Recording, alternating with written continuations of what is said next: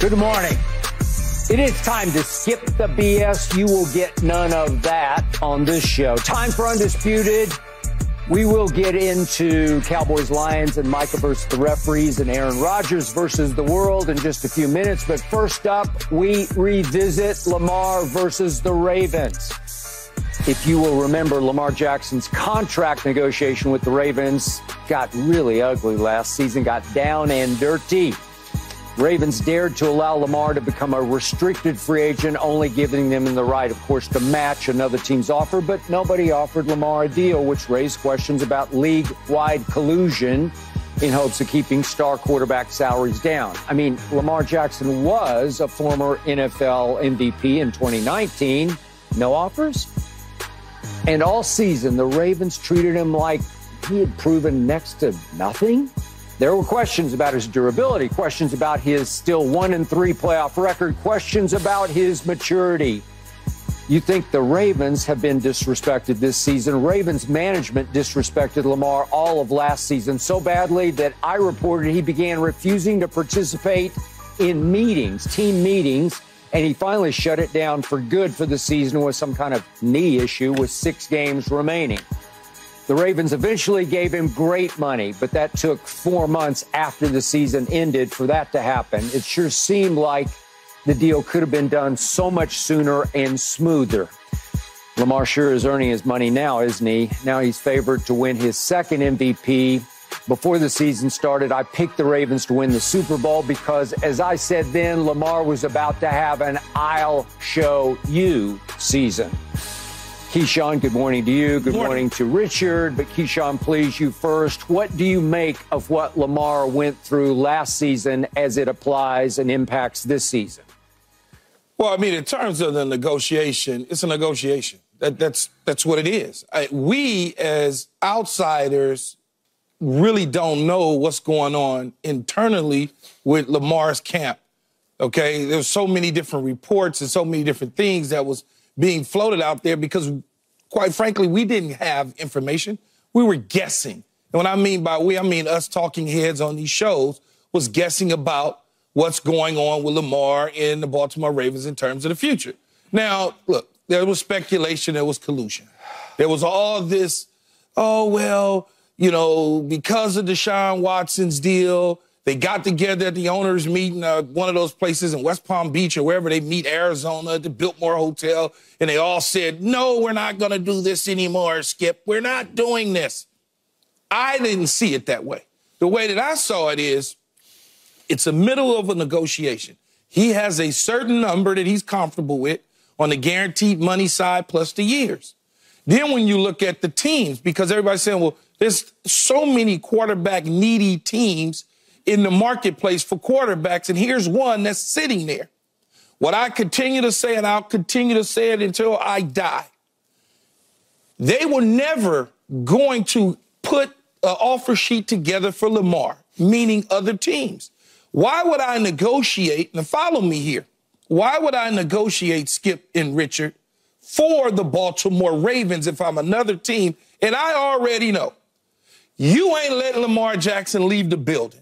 So if I decide that I'm going to give him $400 million in guaranteed money and you're going to match it, why would I do that? Just to... Well, if you're a rival of theirs, maybe you want to just jack up their salary cap where it's almost untenable. That is what people thought. Mm-hmm. That's what they think. They would jack it up. But guess what that now does? It now screws up the rest of the league because the fact that you offered that, even though Baltimore didn't want the 2 first-rounders because you don't know where those ones would be. Those ones could be low. You're never getting another Lamar. Yep. So why would you let him out the building? Yep. Why would you let him out the building? So when you look at teams, one of the glaring needs at quarterback and all the teams in the National Football League with the New York Jets, they went hell-bent over to go get Aaron Rodgers. They did. But Lamar was there. He was. Would you rather have a young Lamar, Richard, or an older Aaron Rodgers? Me personally, I would like to have a young Lamar versus an older Aaron Rodgers. We just saw what happened to Aaron Rodgers. But what I would say to this in closing is Joe Douglas spent 15 years in Baltimore. He did. friends with the general manager and Ozzie Newsome and the owner beside. So he's not going to ruffle their feathers and play that game. They still eat lunch and hang out and play golf together and all those things. So when you look at that, you say, well, why wouldn't they make a run at Lamar? Perfect situation. Young team. Lights out defense at the time. Why would they do that? I didn't see it as collusion. I just see it as nobody's going to negotiate for the Baltimore Ravens. And in the end, Lamar got the money that he was satisfied with, not us saying he should get this. He took what he is happy with. Okay. Yeah, my thing is some owners in this league, and it was apparent, colluded on that deal.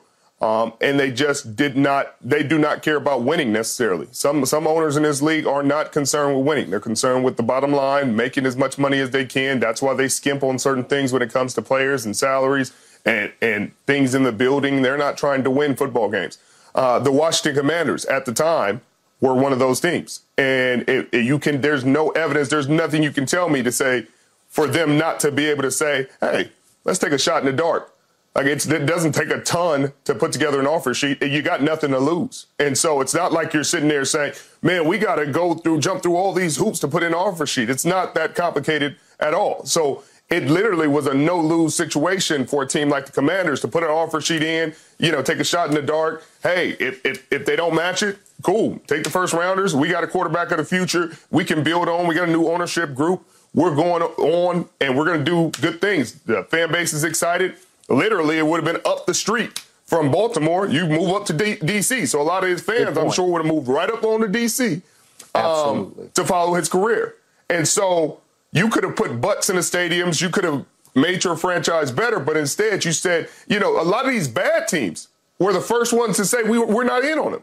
They're a lot of the bad teams, Keyshawn, the worst teams in the league with no quarterbacks, no franchise quarterbacks, were the first to say, nope, not us. We're not going to give them all for sheep. We're not doing anything. And that's where it started to seem kind of collusion-ish to me and to the NFLPA. I agree. And to a lot of people. Yeah. Because there was no reason. It is true about the collusion factor because the owners in the NFL, as we know, it's always been some little muddy waters with them. They always doing something behind closed doors. There's no question about it. You say the Commanders. The Commanders wasn't in a position. They had a whole lot going on with the owner in the ownership. Then they sell the team. That's still in the process. All that was over with by the time the new owner stepped in. And I understand exactly what you're saying. I'm just of the belief that the Ravens were never going to let him out the building. Like, who are you going to get? Yep. You're never going to get anybody else.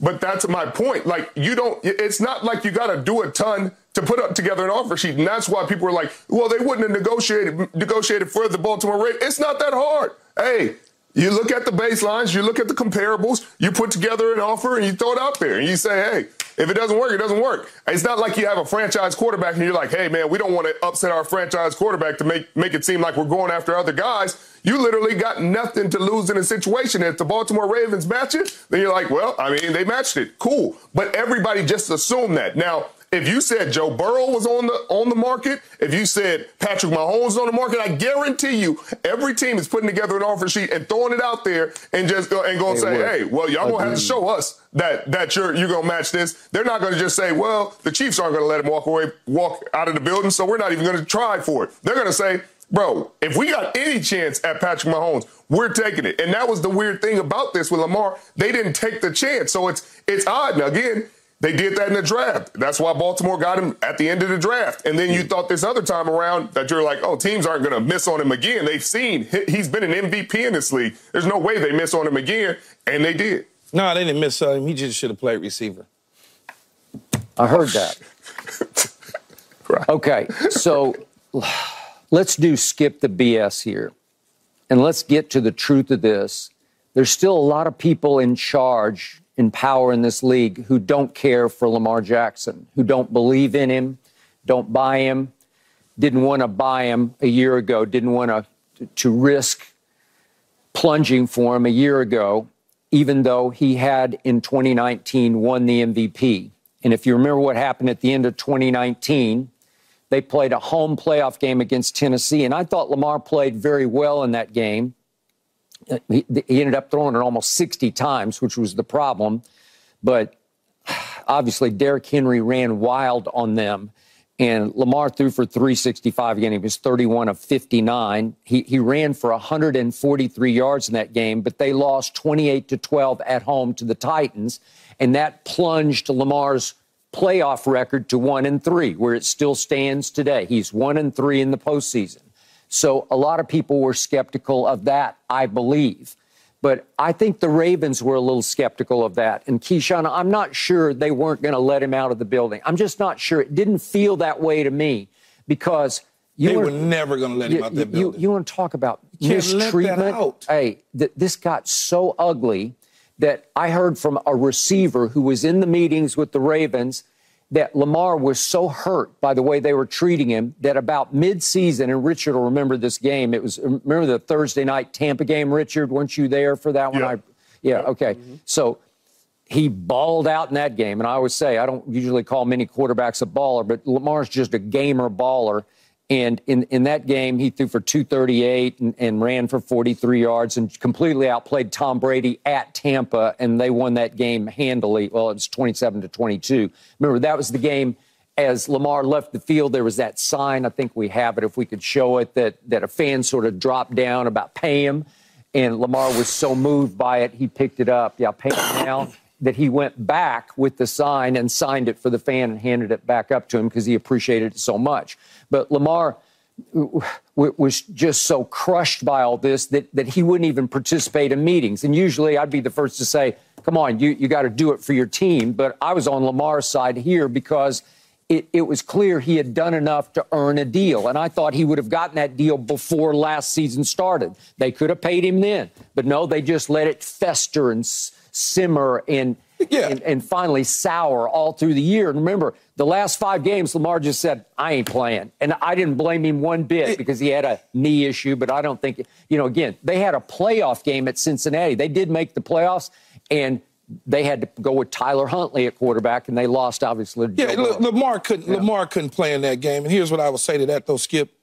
You got to remember, Ozzie Newsome is still in the building. Yeah, he's not completely in charge the way he used to be. He's not in charge, but he's in the building. What I mean by he's in the building, Eric DeCosta, the general manager, they lockstep. He's not going to allow him to do this quarterback wrong in terms of, moving on from. No, he has influence in the building. Okay, but remember, this went to the top. This went to Steve Bisciotti. Yeah. This is more of an owner issue than a general manager issue. Yeah, but the relationship is so strong there. The influence that Ozzie has with Steve Bisciotti and Eric is just tremendous. So I understand what you're saying and Richard's saying about the collusion side of it.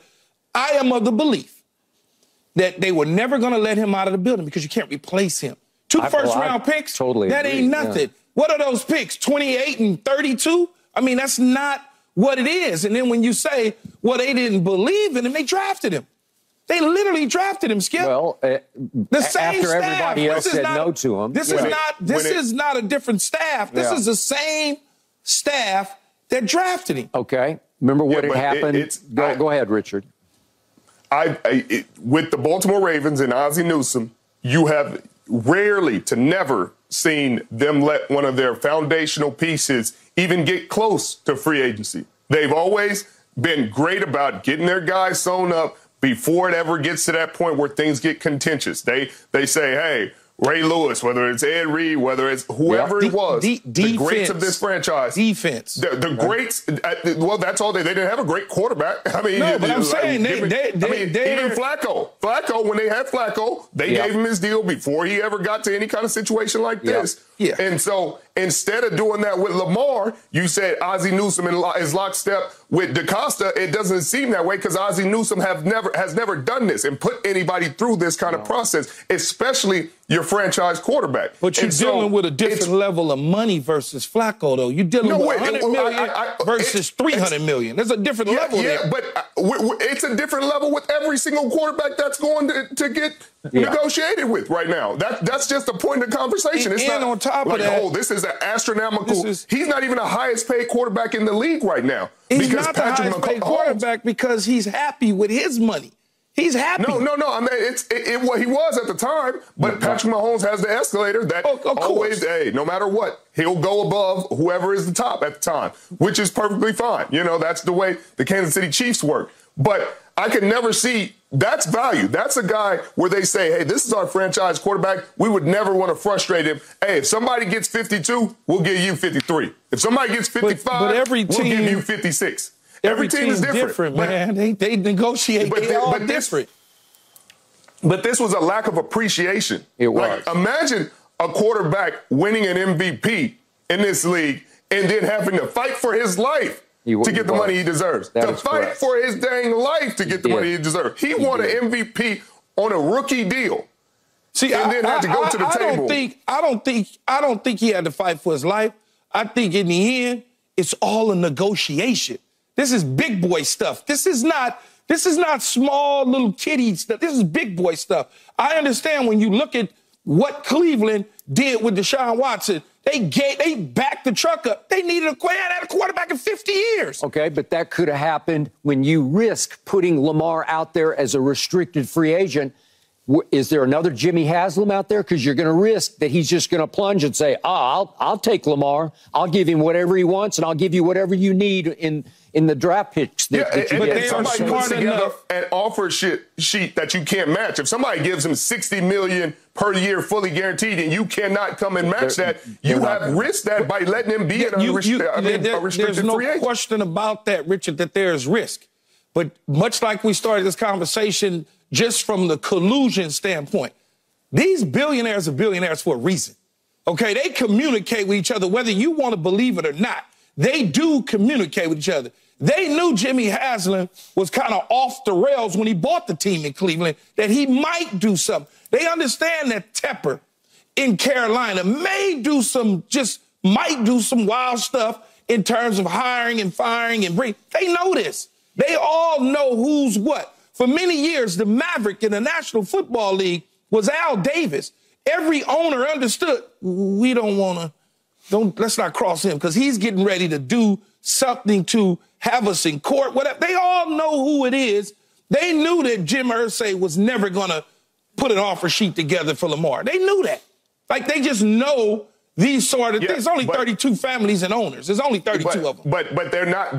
Look, as somebody who's negotiating, sat at the table across from them, they are not lockstep on a lot of these issues. And so if Patrick Mahomes became an unrestricted free agent today, or a restricted free agent today, you'd have 10 to 15 teams putting an offer sheet in, and I don't care what the conversation would be. Oh, well, we're not going to put it. I said, this Patrick Mahomes is on the table. Y'all done lost y'all damn mind. You're not going to tell me how to run my franchise, how to run my team. I own this team, and that's how they are about a lot of things. So it's weird that a guy who's won MVP, and he's the only guy in recent memory that I can remember, Skip, maybe you can correct me, that has ever been a restricted free agent where his team has allowed him to get to this point. Dumbfounded by it.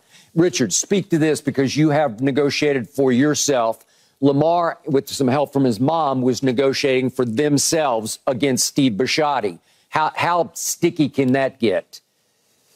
It gets more sticky and awkward for the GMs and ownership and the head coach than it does for the player, because the player, you still got to deal with it either way, whether your agent is telling you what they're saying or whether the GM and the owner is telling you what they're saying. So it gets awkward for them because they don't want to man up and look you in your eye and tell you, hey, this is what we're offering. This is why we're offering it. This is the same conversations that they would have with your agent. They don't want to have with you because they feel awkward. They feel weird. So they try to dance around it. They try to sugarcoat it. And so that's why they don't like to deal with players, because players, it's a matter of fact business. Like, tell me the truth. Like, we deal with it all the time. Keyshawn, you can attest to this. You go on the film on Monday after a Sunday game. Yeah. And you got to watch the tape where you drop the pass or whether you caught 2 touchdowns, 3 touchdowns. You got to listen to it and get corrected and then go on about your day. You can do the same thing in these negotiations. Hey, you didn't do this well during your career. We didn't see. We don't know if you can do this. This is why we're questioning this. Your durability has been an issue. So this is why our offer is this, and why we're trying to protect ourselves in the back end with this type of structure. Okay, cool. It's not that crazy. It's not rocket science. But when they're talking to agents who they're familiar with and who they're buddy with, then they can go have a beer and sit at the bar and be like, hey, you know Lamar been beat up. You know such and such and such and such. It's just a different kind of dynamic that they're more comfortable with. So that's why GMs and owners and head coaches don't really like players. It was pretty, like when I left the Dallas Cowboys, Skip, it was pretty easy for me with the Carolina Panthers and Marty Herney to do my deal. We did it at the Westin Hotel at about midnight. Did you do it yourself? Did it myself. Did you? It was a napkin. Okay. I can't do this, but I can't do that. I can't do this, and here's the numbers, here's the deal. Okay, fine, that's good enough for me. I'm happy. So it all depends on who you are. Now, Lamar's deal obviously is mammoth. It's huge. So it takes a lot of strategic moves. Let's not get it twisted. Lamar had advisors. He had a legal team of people that just couldn't talk to the teams, but he could take the offers to them. They could look through it. He was going face to face. But he was going face to face with them. And it probably, like Richard said, communication gets a little sticky sometimes because, you know, bringing up injuries and bringing up interceptions and just remember the previous year, 2021, he had missed the last 4 games with an ankle injury, okay? So they're saying 5 years? The way you play football, the way you run with the football, should we risk 5 years of this? And in the end, Lamar won. It took all the way to April 27th after the year was over, but he got what I think he wanted in the beginning that they could have given him many months before this. Well, I don't know the structure. We again, as I said, we don't know what was really going on inside. We don't know the structure. We don't know any of that. For all we know, the numbers might have been $260 million, but only 100 of it was guaranteed versus 185 of it guaranteed. But you mean what they were asking for? Or no, whatever? What they offered him initially, you know, so we don't really know. Yeah. Richard knows how these deals are. All of a sudden, there's a slide in an escalator that didn't look right. Then he can't take that. Or if you take us to the AFC Championship game, here's the amount of money. And he says, well, no, I want to be able to just get the divisional round, not the AFC Championship round. They're saying no. I mean, these negotiations are tense. They are in the situations where feelings do get hurt, Skip. In the end, he's happy with the money that he got. I'm happy for him. He'll be back at the table in 2 years. You think so? Absolutely so. He's going to win the MVP this year. He's going to win the MVP this year, probably take him to the Super Bowl, win or lose, and then they'll be talking to him in 2025. I hope so. But then, I hope so, too, because the way they did him right there, I didn't like it. Ooh, neither did I. And I think Lamar is sort of getting even with his own team right now, as well as the rest of the league, just saying, okay, watch what I do now. Now that you paid me, I'm going to show you I'm still underpaid. And to your point, would be back at the table. Because Dak Prescott going to be at the table. Yeah. And then somebody going to leapfrog that. Yeah. And then all of a sudden you're going to get back to Lamar. It's just like this. That's all it does. Because Tua's coming up. They got to figure out him. Okay, Lamar, Dak. I'm taking Lamar. That's just me. Well, yeah, me too. Right, but okay. Sheesh. Well, I'm just doing it. Your quarterback. That was a segue to what's coming up next because we need to talk Dallas Cowboys because they've lost 2 in a row on the road. They return home where they have won 15 straight games. They're 6-point favorites over the Lions. How badly do the Cowboys need to win this football game? That's next. No mercy, no mercy, no mercy. Won't back down. The Dallas Cowboys are a 6-point favorite over a Detroit team that still does have a shot at the NFC's #1 seed, has won 3 of its last 4, and did have a chance to take a fourth-quarter lead last year at Jerry World. So, Keyshawn, help me out here. How important is it for my Cowboys to just beat the Lions? I don't think it's all that important. Maybe from a psychological, mental standpoint that you could stop a dominant run team. Yeah. Maybe that. Maybe. But it's not going to change their seeding. I believe, and I think Richard believes the same thing, and many other people believe they're stuck in 5th. That's where they're going to be. They're probably stuck in 5th. So you want to play the game. You want to end the season on a good note. You want to do all of those things. It's more important for Detroit because Detroit really actually has a chance to get a higher seed than where they're at right now. They do. So I personally think it means nothing to the Cowboys other than finishing on a good note, walking into the playoffs, feeling good, knowing that you can retool your defense to stop a hard-nosed running team that you get ready. Probably probably the best pound-for-pound running team in the National Football League right now. I'm with you. So what did Buffalo do to you? Right? You start to think about those sort of things, make the corrections. Here's an opportunity to do that. Now, winning, you always want to win. There's no question about it. That's the important thing. But as far as seeding goes, I don't think it means anything. You're at home. You always win at home. What they call it, home court or whatever. Yeah. Serve home or whatever, however you say that. Holding serve. Yeah, holding serve. Yeah. That's what you need to do. Well, okay. Yeah, and that's what they've done. This will be likely their last home game of the season. They've been undefeated at home the entire time. Yeah. I'm not even really joking. I mean, unless something crazy happens, right. Arizona beats Philly or New York beats Philly, then for all intents and purposes, this will be their last home game. So I guess it means something if you want to, go undefeated at home. It's still a big game against a team with a winning record. So sure. It'll count for something. It'll give you confidence going into the playoffs, but it definitely means more to Detroit. I think it means more to the city of Detroit, what they've been through. I mean, these last 2 years, Skip and Key, this has been the most wins they've had back-to-back years in the history of the Detroit Lions, and they've only had 20 wins. And so this is history in itself. This is a franchise, these fans who haven't won a Central Division title since '93, have never won an NFC North Division title. And so to have a home field playoff game at this day and age for some of these Detroit fans that have never even seen a playoff game, never even seen a playoff win, it would mean a ton. And so, yeah, this would mean a lot for Detroit because they still have a chance at the #1 seed. If they win out and maybe San Francisco stumbles somewhere along the line, they could potentially get the 1 seed. Even the 2 seed, they'd get a home playoff game, which is more than they could say for a very long time. So I think just in general, in terms of aesthetics, in terms of the feel-good story, it means more to Detroit.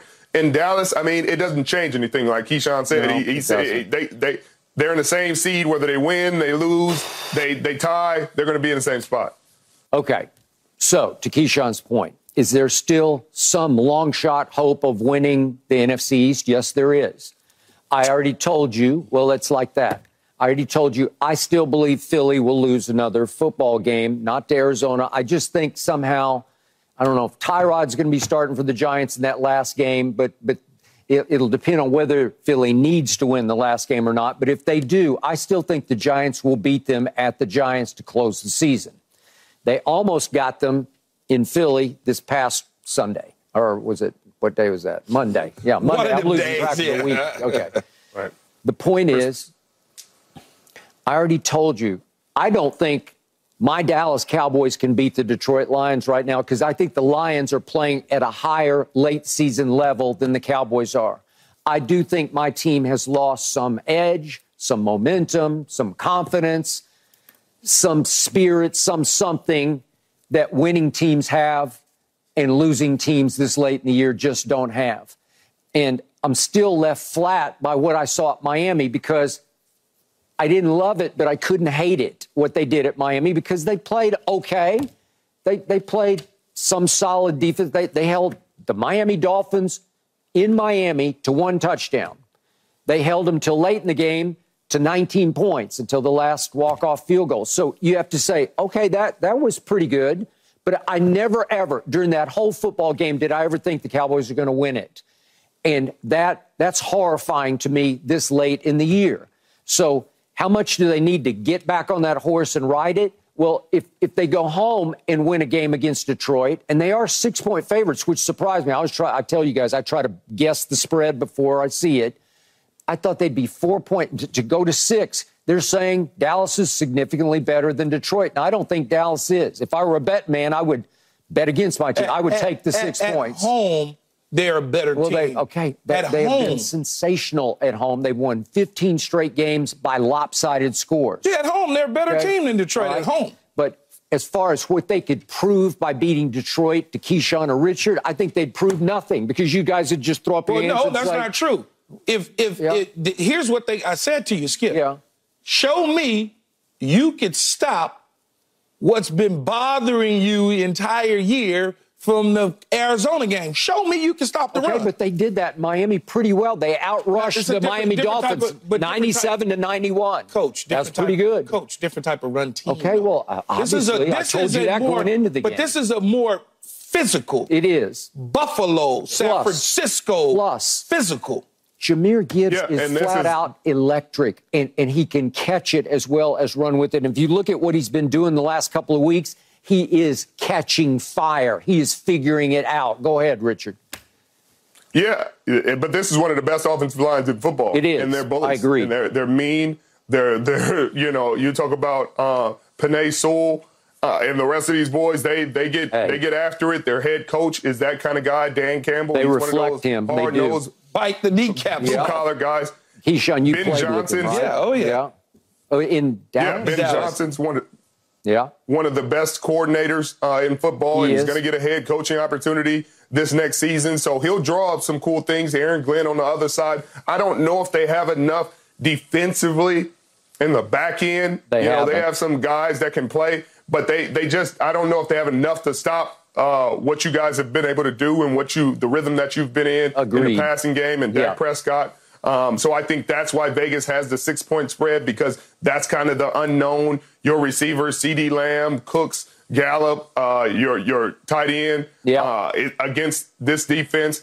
But offensively, I think they're going to have some success. But Jared Goff is a wild card. Yeah. Wild card. Always is. He's a wild card in this game. Always is. And if he's clean and they keep him clean, it will be surgical. Skip, it'll be surgical. It'll be a long day for this defense. Yeah. If they get to him early and they're hitting him, that he's hitting the ground, they're putting pressure in his face every single play, he'll start to make mistakes. And that's just been the history of Jared Goff. So this offensive line versus this defensive line will really tell the story of the game. Early on, if they keep him clean, and he can go back there and diagnose. He can read defenses. He can process, and he can get the ball where it needs to go. And they got weapons, man, because it's St. Brown and it's Laporta, the rookie, obviously, and then he can flip it to Gibbs, and he's got Josh Reynolds, and Jameson Williams hasn't really sort of gotten his feet back under, his legs back underneath him.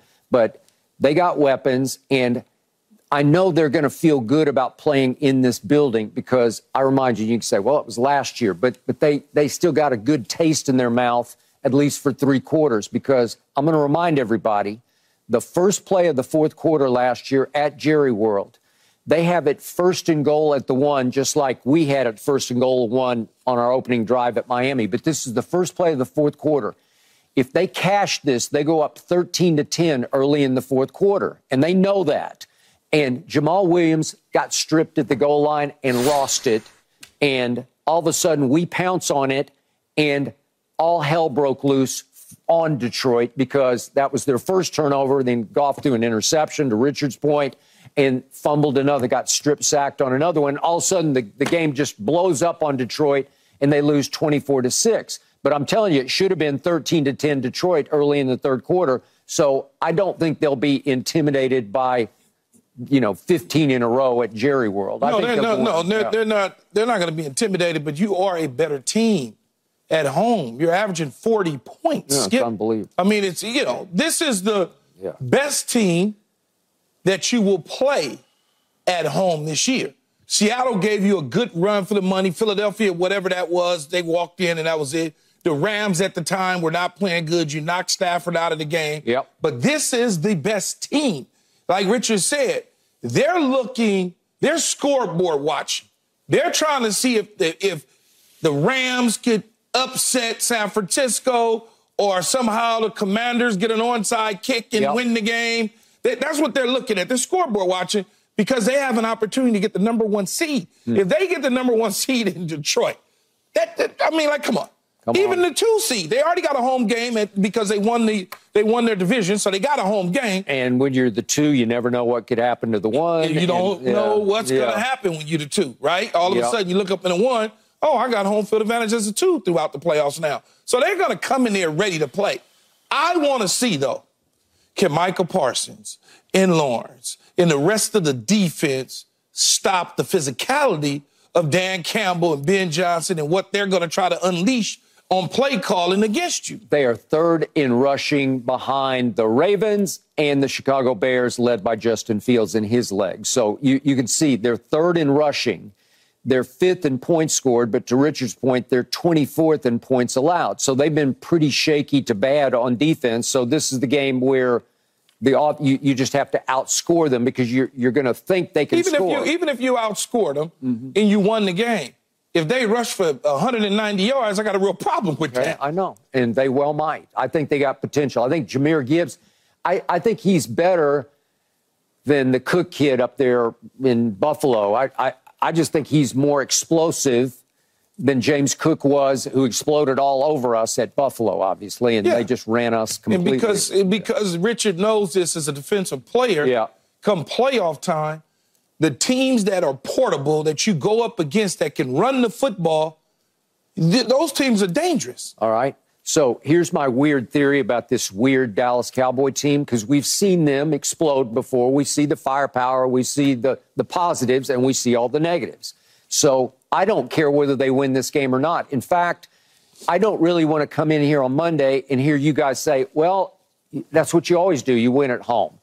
It'll only validate the narrative of, well, you can't win on the road, right? So if we lose at home, I'll just throw up my hands and say, okay, next, because they won't play their starters at Washington in the finale because they don't need to. They're just resting up for the first road playoff game, which it looks like at this point it would be at, as I say, Tampa Baker, as in at Tampa Bay featuring Baker Mayfield.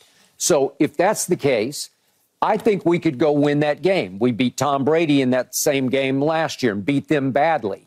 So if we do go win that game, to me, I would like Dallas's chances of going on the road, San Francisco, wherever it would be in the next, the next level of the playoffs. Problem that you have. Yeah. Here's the problem that you have, though, Skip, with what you just said.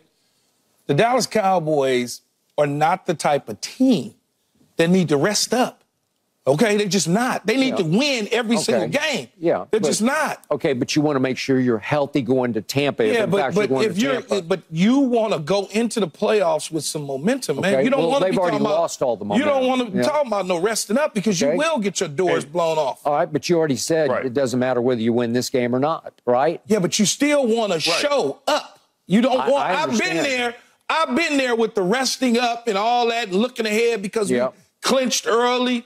And then we get our doors blew off in the first round, which probably going to happen to y'all anyway. I don't think it will. You always end up in a dogfight early on, and you don't have like the most veteran championship pedigree team right now. You know, if you had a team where you're like, hey, they've been in NFC championships, they've been in Super Bowls, like rest them, they know what to expect. You got a relatively young team when it comes to your foundational pieces. So your CeeDee Lambs, your Micah Parsons. Those guys are young. Those guys need to play. They need the reps. They need to be out there and understand the sense of urgency out there. Sometimes you rest a guy like that, and you get lackadaisical, and you go into this next game in the playoffs, or it's a different kind of sense of urgency. That people are like, the game's faster. I don't know if the game's necessarily faster. It's just everybody is serious. Every play matters. There's a sense of serious urgency each and every play, and if you haven't been in that environment, then it kind of catches you by surprise. Okay, but hey, we've been in a lot of NFC championship games. We who? In the 90s, right? In the 90s. It's been 30 years, right? Okay, we need to talk some Aaron Rodgers because he's at it again. He fires back at his critics again. Man, this man is a master media manipulator. We debate next. No mercy, no mercy, no mercy. Back down. Now for my favorite segment, your turn. Hashtag Undisputed Live. Here we go with the first tweet. Impatiently waiting to watch Richard Sherman destroy Key with stats and simple all caps logic after commercial break. Really? In a few minutes. Really? Yeah. Okay. Just simple logic and facts. That's all you need. I had no idea what Richard was talking about yesterday. Okay, well, guess what? That was just That's me. the problem. Guess what, ladies and gentlemen? We're going to tee that back up in just a few minutes here. Is Lamar the MVP? Get your popcorn ready for that one. Next tweet is from Joshua. Keyshawn Johnson predicted the Cowboys would lose 3 in a row. Bills, Miami, Lions, they lost 2 of those so far. Skip is quietly remembering that prediction, thinking Keyshawn was right. Yeah, I went back and forth on Miami, but Yes, then you once did. I saw Miami play, then I saw the Cowboys play the Bills. Yeah, I'm like, yeah, I got to get back to Miami. Okay. Wait, Keyshawn. Yes, Didn't sir. we have dinners on this one? I Yeah, kinda but feel like I had 2. Yeah, but I'm going to let So now Skip. I'm down to 2 dinners. I'm Wait. going to let Skip pass. Wait, 2 dinners? I don't remember any dinners on Miami. I didn't bet anybody on I Miami. definitely you bet us on Miami, and you bet me that you wouldn't lose more than 1 down this stretch of tough games. that's You a whole said y'all would nother be issue. 4-1. Yeah, I did do And y'all that. lost 2. Sometimes you have to remember people have selective hearing, Richard. No, they don't. touche. They have tape. They have, forever tape. That's We what I'm can go saying. back We might and need to check run the that tape back. I don't remember any because this was Miami one of them- bets at all. I didn't bet you against Miami. I don't think I anybody did. definitely did. I and- think we did. Really? Well, I know Yella owes me. That's what I do. okay, know. I was 4 up on Richard. We'll have to check the tape on that. I think Keyshawn still owes me 4. No, I don't owe you 2. You just lost on your Saints the other night. Yeah, that went back yeah. to 4. That I went got to you 3. again. Yeah. All right, last tweet is from Justin. When Skip realizes this is actually happening again. Which part? Well, then. It can only be one part. It's, The Cowboys collapsing. folding their tent. Yes, but it ain't over until it's over. Don't let us get another playoff shot at those San Francisco 49ers back in San Francisco, because we'll be there. I don't think y'all Yeah, can beat them. they though, beat Skip. you a third time in a row. In 3 years in a row, Skip. I Yeah. don't know what you're going to. You going to look like this kid right here. Third shot. And they might be, hey, look, Skip, they might actually be playing with Sam Darnold by then, too. They might. Good, bring him on. Sam. I'll take Baker over Sam any day, as I did before that draft. Okay, Aaron Rodgers says he's mad at the quote-unquote conspiracy theorists for portraying him as selfish, for taking up a roster spot even though he's not playing. He says it wasn't his idea to be activated from injured reserve and would have been very content to finish the season on IR. By activating Rodgers, the Jets had to release another player, veteran fullback Nick Bawden, who later returned to the team on the practice squad. But this is what Aaron had to say. I assumed I was going to go on IR. I asked to be put on IR because, there was a conversation, do you want to practice? And I said, not at the expense of somebody getting cut. I know how this works, and I didn't need to feel like I needed to practice to continue my rehab. I could do on-the-field stuff on the side. But obviously, I got overruled there. It is what it is. And yeah, that was an interesting situation. I called Nick right away. I just said, hey, I just hope you know this isn't coming from me. I asked him to put me on IR. But he actually said, hey, look, I'm vested. I'm getting my money. I'm fine. Keyshawn, your response to what Aaron Rodgers said. I'm completely with Aaron Rodgers, 195%. He can do everything on the side. He's not playing this year. He can do everything on the side. But what happens in these situations, decisions are made from upper management. Coaches make these decisions and say, hey, we like to have him actually throwing around offensive linemen, throwing with defenders. We need somebody like Aaron Rodgers to run scout team at times. It gets some of the rust out. So I get it. They're not probably in this next couple games. They're probably not going to use a fullback a whole lot.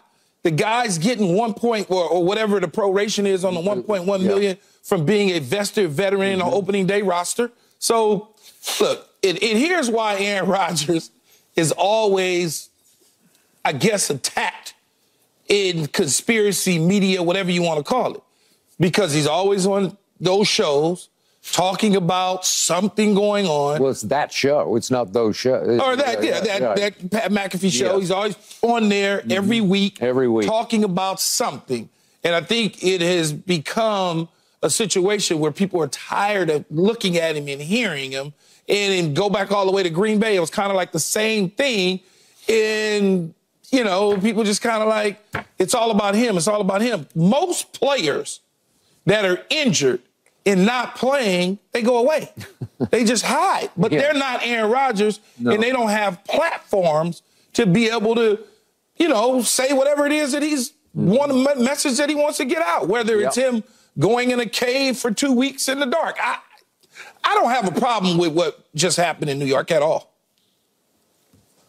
Yeah, I don't know. You know, I don't know what Joe Douglas is doing, honestly, Skip. And I've had this conversation a few times because I didn't know what they were doing when Aaron got hurt and they didn't go get an established veteran like Jacoby Brissett or even try to go get Jameis or anybody. You know, your boy Cooper Rush. Like, take a chance to get any veteran quarterback. Go back and sign Joe Flacco back. Look what he's doing. Go back and sign Joe Flacco. I mean, there was a lot of the good decisions that people would have saw you make and been like, oh, okay, they're trying to do something. But instead, you wasted a great defense and a great team and some of these great weapons by trusting a Zach Wilson that you had seen the previous year. And so in this situation, I, again, am puzzled and left scratching my head about what Joe Douglas is necessarily doing in this situation, because as to Aaron's point, he said, I'm good with y'all putting me on IR. I don't want nobody to get cut.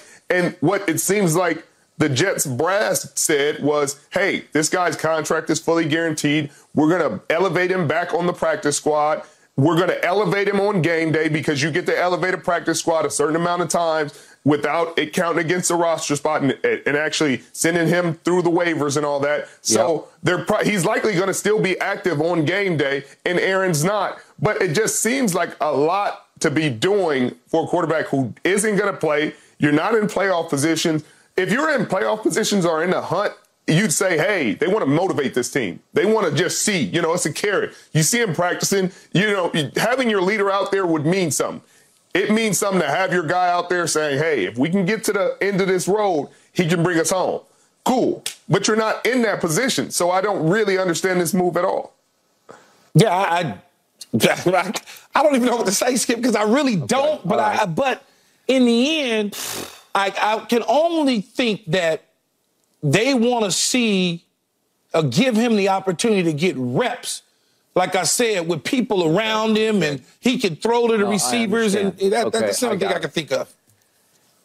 I'm going to say it again.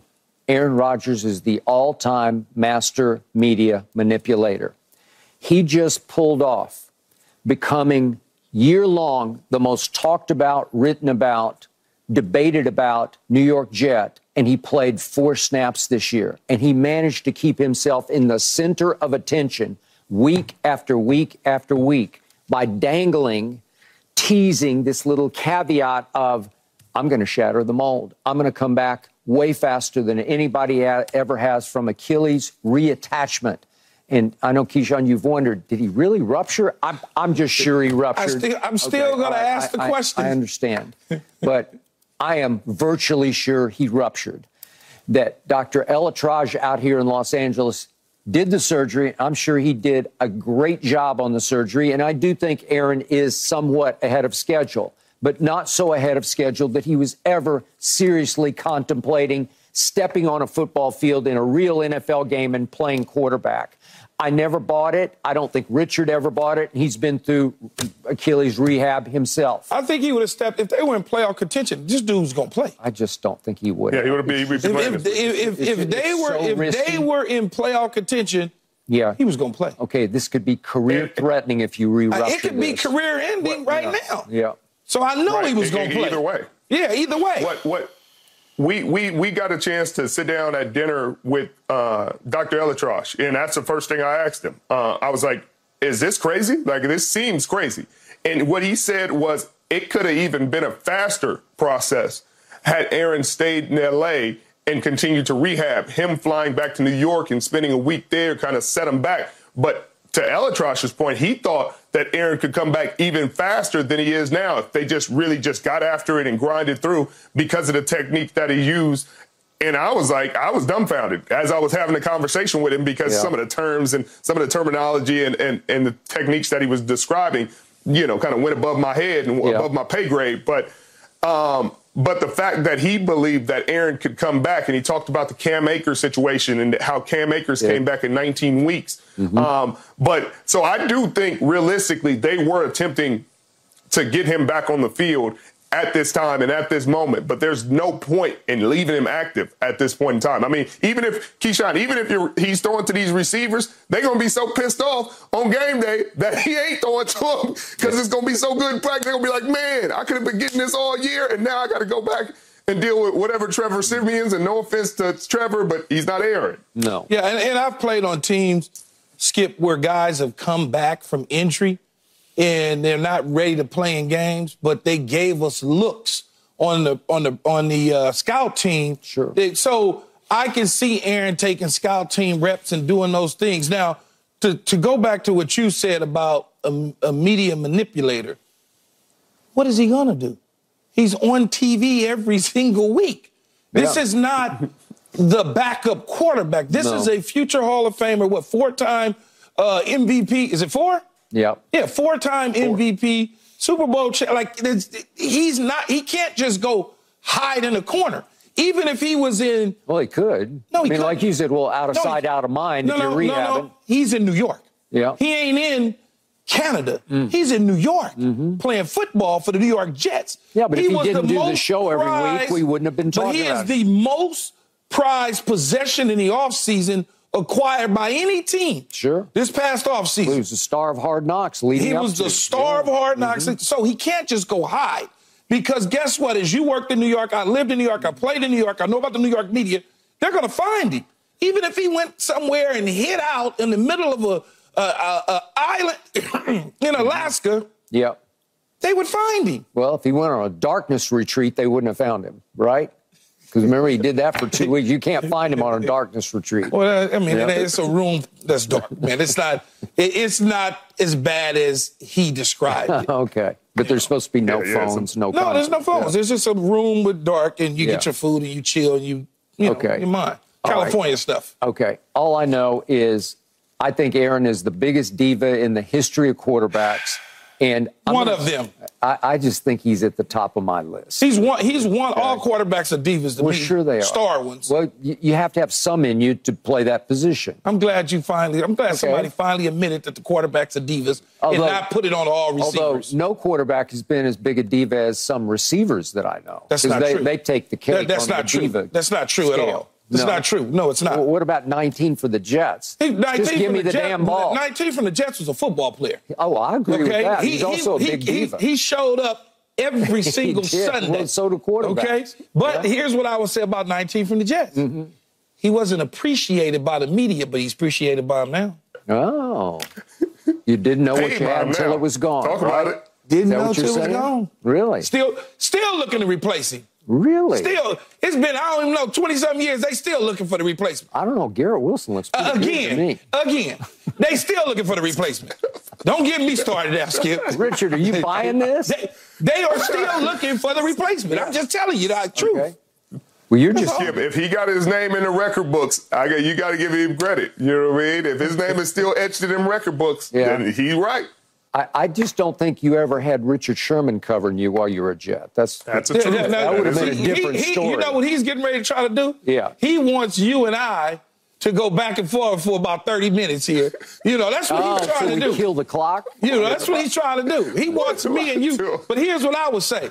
Richard Sherman was a nice corner in his day. A nice corner? A nice corner in his day. Would say the best I would love to have played against Richard Sherman. Really? Because I played against Prime, in Ty Law, in Champ Bailey, in Surtain, in all them other, Madison, in Al Harris. And so Richard, you know, nice guy.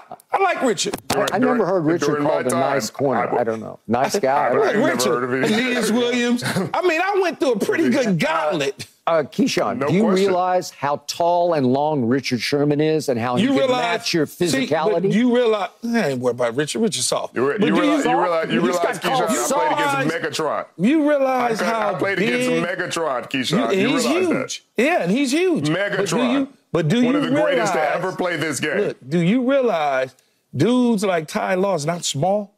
He's not small. I'm not talking about Ty Law. Skip. Skip said big, like you're big, but that dude, Ty Law, is big. Richard is a full 6 feet 3 inches tall and long. Skip. Yeah, Steve wants to see me. You can look on. You can look on the all-decade team for my time. I don't care about no decade teams. None of that. Usually when people ain't on it, they don't care about it. I put my film up against anybody and not worried about it. You won't put it up against Megatrons. It won't stand the test of that. I'll put it up against anybody. Put it up against Julio's. With 17 different quarterbacks. Some of the quarterbacks that was throwing me the ball. Some of the quarterbacks that was throwing me the ball, Richard. Yeah. I don't even want to go there. 17 different ones in 11 years. I don't want to go there. Keyshawn, Richard Sherman's going to be in the Pro Football Hall of Fame. I'm rooting for him. That's what I hope. I hope that they do it immediately. What do you got? 2 more years? 2? Something like that. Yeah, something like 3. that. 3? Okay, enough of this. We got to get back to my Dallas Cowboys because Micah continues to rip the referees, and now Jerry has joined him. Here we go. No mercy, no mercy, no mercy. Micah Parsons continues to complain about refereeing or lack thereof. He says the refs failed to call repeated holding penalties on those blocking him. After Sunday's loss in Miami, he posted a picture of himself being held without a penalty, and it's some picture. We'll get to it in just a couple of minutes here. But now Cowboys owner Jerry Jones says he agrees with Micah's assessment that referees make judgment calls on him and that refs don't call penalties if they think Parsons won't get there and make the play. Jerry said that doesn't work for Parsons because he's about to get there almost all the time. Jerry says that his son Steven, who's on the competition committee, will ask that committee to address this issue. Jerry said this is not the first time that penalties have been defined by unique skills of a player. Not the first time at all. It's happened to us. Richard, you first. Do Micah and Jerry have a point? Very rarely do I agree with Jerry, as you know. But yes, he definitely has a point. Every pass rusher, every great pass rusher in this game today will agree with everything that was just said. Myles Garrett, Nick Bosa, TJ Watt, Max Crosby.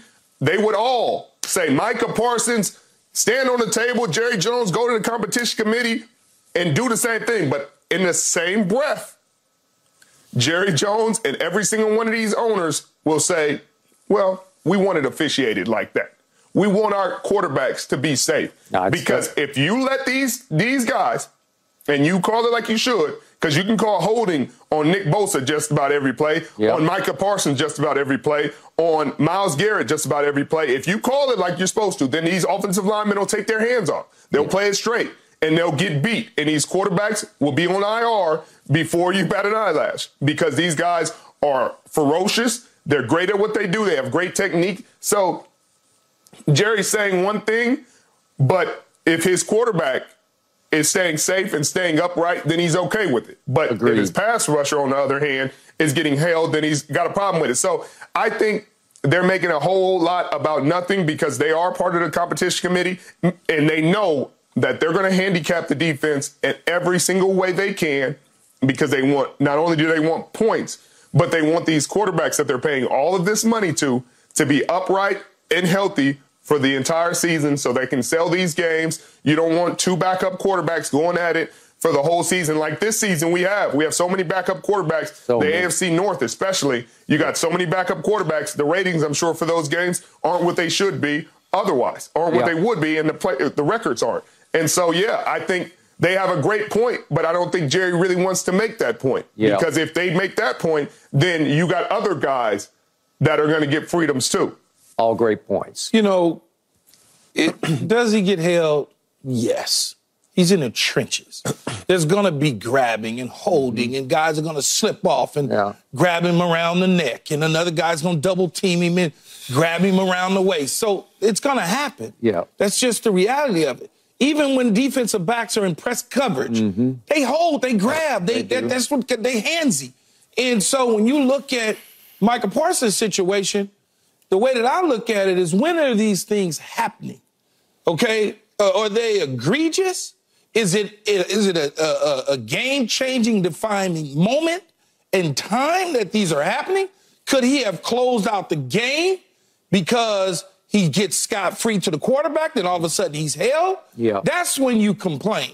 Because throughout the course of the game, he's going to get held. If he's playing an average of 50 snaps a game, he's going to be held on half of them if he's rushing. I agree. I mean, that's just the nature of the beast. And like Richard is saying, you're bringing eyeballs to him, but now you're getting ready to open up a Pandora's box to everybody else in the league that goes against the quarterback. The T.J. Watts of the world, you mentioned the Myles Garrett. All these guys are now going to say, well, you doing this, call it like this with us. You call it like that with him. So you don't want that if you Jerry Jones, because you got a highly priced quarterback that is cooking right now for you. Now, you start allowing defenders to tee off on your quarterback, you'll be with Cooper Rush. I mean, that's just what it is. That's something that you don't want. So, and what I would want Micah Parsons to do is fight through it. But just fight through it, man. And I understand his frustration, and I understand all that, Skip, and he wants his fair share. But you gotta find a way. No excuses. Don't complain. Don't make any excuses. Just find a way to get it done. Okay. I'm going to give Jerry Jones 1 point because I was fortunate enough to be in Chicago in 1998, and I got to cover Phil Jackson coaching Michael Jordan through the playoffs. Phil was the master of working the refs through the media. I'll never forget Game 6 at Indiana. This is in the Eastern Conference Finals in 1998. They lost, which forced a Game 7 back in Michael's house, which he won, of course. But Phil went off on the referees, and you plant seeds in their psyches that would maybe give you the benefit of the doubt on some calls in a Game 7. So is Jerry planting seeds in the psyche of the refs who are second-guessing themselves, like, maybe we should have called this, maybe we should have called that? Back to the picture that Micah posted, it looks pretty egregious. I don't know that the picture's doctored. I don't think it is, but the caption is, free me, dog. Whatever I did to the officials, I'm sorry. Well, I know what Micah did to the officials 2 weeks ago. He said they all have big egos. Well, it's not a wise thing to say about the referees because they'll plant negative seeds and they'll say, okay, watch this. We'll just watch you get held. Man, is this picture real? I don't know if it is, but it looks pretty egregious. It's 100% real. Right. Okay. All right. Okay. You got that one. All right. Now to Keyshawn's point. The one thing that disturbs me about young Micah, and he's still a young football player, and I'm not even sure he has his total man body just yet. There are times I want to see him power through the holes because there were times when, again, I keep bringing up invoking the name of Lawrence Taylor or let's go Charles Haley. I watched them so many times get clutched and grabbed, and they just blow through it. It's like nothing will stop them from getting to the quarterback. You can hang on for dear life, and they're still going to get to the quarterback. And sometimes I want to see Micah play with a little more power to go with his speed that he doesn't yet demonstrate. So he fought through that one. Okay. Well, he fought through that one right there and made a hell of a play. Okay. Well, how many hell of a plays did he make Sunday or Monday? Excuse me. What day was Saturday at Miami? That's not my fault. How many plays? He had a half a sack, and he did not wreck the game. I mean, he met his quota, Skip. He's met his quota for December and January last year. That's a good point. Touche. I like that, though. If he can do that, that's what I want to see. Okay. Did you see one play during that Miami game we said, oh, Micah got him that time because that half a sack, Dorrance Armstrong got there first. I don't care what you say. He was the one who powered up through the middle and got there first. And Micah... But, Skip, I'll take this right here. I'll take this play. That was great. All day long, I'll take that. Sure you will. You'd like to see it a little more regularly because you see it from TJ and you see it from, as Richard says, from Nick, and you definitely see it nearly every play from Myles Garrett. You want to talk about grown man strength, see Myles Garrett. Okay? And go ahead.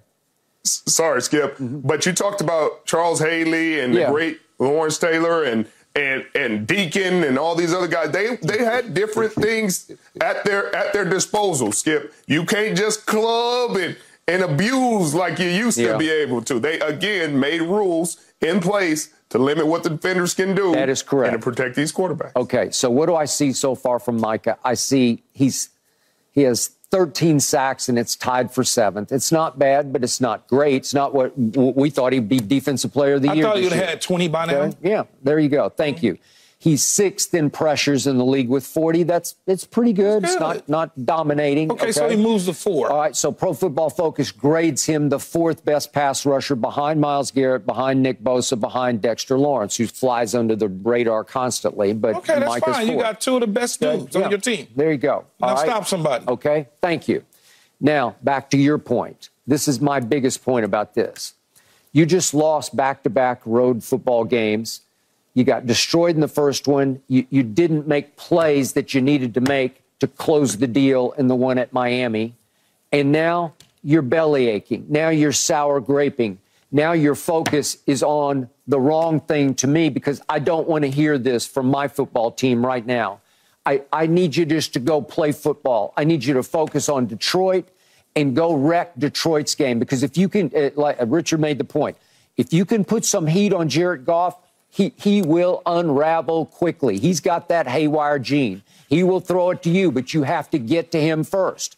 I'll never forget this playoff game out here in the place that you used to roam at the Coliseum. Dallas at Rams, going back a few years back. But again, Micah was not there yet. But Jared Goff just stood back there all when Sean McVay's offense just ding, ding, ding, ding, ding, ding, ding, just picked us to pieces, and we lost 30-22. He even made a big play with his legs at the end on a big third down play that he kept the ball. But Skip, you say you just need them to focus in on Detroit. Yeah. Well, this is all part of the plan. Yeah. Part of the plan is focusing in on Detroit to get the attention of the referees because they know what running game is coming to town. Yeah, but there's a lot of excuse making built in. Well, here. I don't necessarily call it excuse making.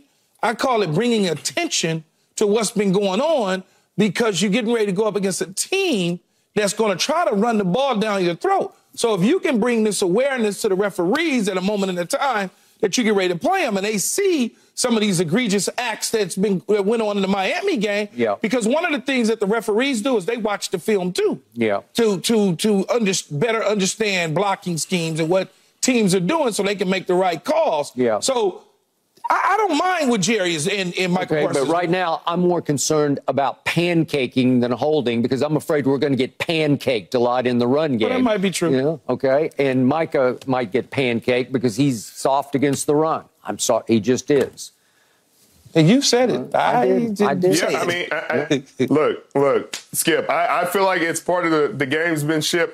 I don't think Jerry necessarily means it, because in these playoffs, they ain't calling nothing. I'm going to let you know that. I know that. We know that. They know that. They're not calling anything. So you better learn to fight through it, because in the playoffs, on those edges, whether it's receiver, corner, or tackle DN, they're going to let it go unless it's really egregious, unless it's really outlandish.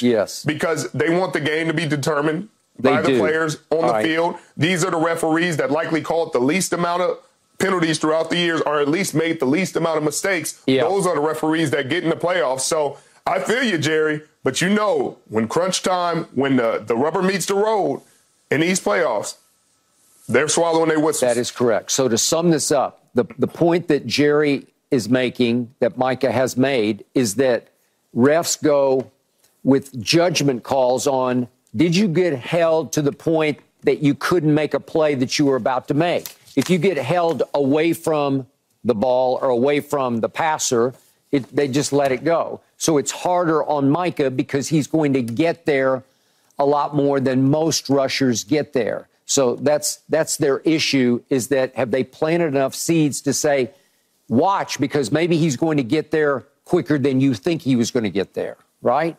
Okay. We got to talk about this, because the story of the night was a very negative story involving, we just talked about the Lions. We haven't talked about Michigan's football team, as in the University of. But how about their basketball team, coached by Monty Williams, led by Cade Cunningham, just set the NBA record for consecutive losses. How could that happen? We debate next. No mercy, no mercy, no mercy. The Detroit Pistons set the all-time NBA single-season record for consecutive losses last night. losing their 27th straight game, this one at home to Brooklyn by 6, despite 41 points from Cade Cunningham. The 2-28 Pistons are on pace to finish with the worst record ever, which would be 6-76. Jeez. Whew. Cunningham, of course, was the #1 overall pick and is in his 3rd NBA season. Pistons coach Monty Williams coached Phoenix to the NBA Finals in 2021, won Coach of the Year in the NBA in 2022 after guiding those Suns to a 64-18 record. So, Keyshawn, how surprised are you that a team with a former #1 overall pick and a former Finals coach and Coach of the Year is this bad? Man, I don't know what they're doing, because it's not like football where if you lose, you get the #1 spot. Yeah. You got to go into the lottery and all. So it's not if that wasn't the case, I'll sit there and be, oh, they just tanking. Yeah. But they got Cade, they got Bogdanovich, they got Marvin Bagley. I mean, they got some players, I don't know what's like to make of this, especially Monty Williams' big payday when he got let go in Phoenix, and then all of a sudden he was the hottest thing on the market. Detroit scooped him up quick, fast, in a hurry, and now you're looking at a team that's 2-28.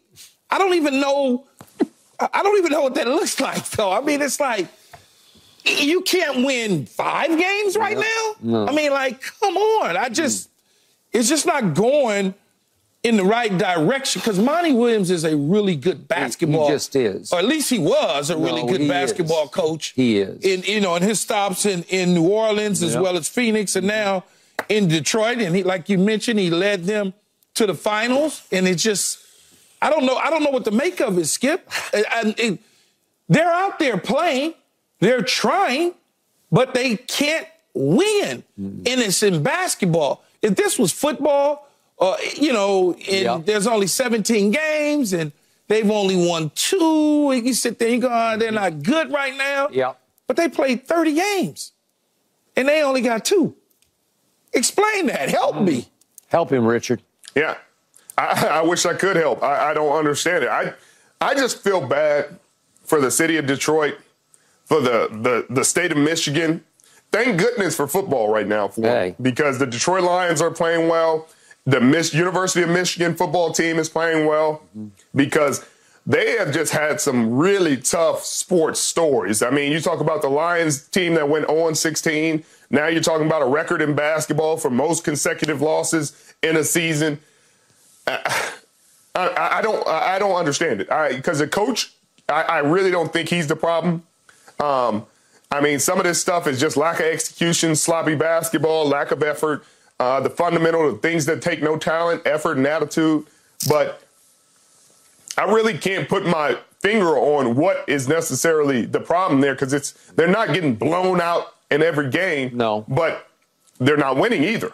And so in the history of basketball, I don't think this will be a big deal. I think after this season, they'll draft somebody. We'll move on. Nobody will remember who was on this team or who coached it.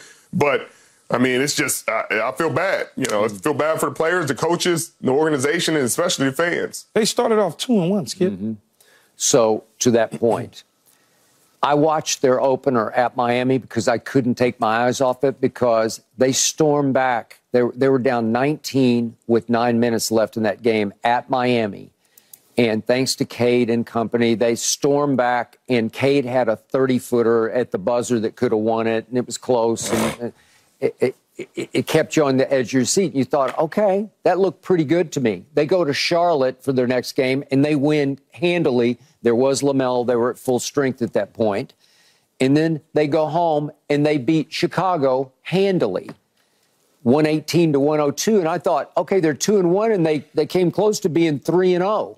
And then this started. And now we're back to Monty Williams. He is a really good basketball coach. And trust me on this, he's an even better human, because he's about as good as they get when it comes to hearts, souls, men. Absolutely. And trust me, he's been through worse than this, because has. he lost his wife in a car crash in Oklahoma City, and it was just horrible. 25th and Southwestern, and I still bleed for that whole moment that he went through. It was just so rough on him and his family. And The point is, he'll be okay. Will this stain his reputation if they go 6-76? Well, it'll go down on his resume. It won't look great on his resume. But now let's get to Cade Cunningham. Okay, this is what I love and don't love about basketball. It can be a one-man sport because if you do have LeBron James early in Cleveland, you can take a bunch of guys and put around him, and LeBron is just so great.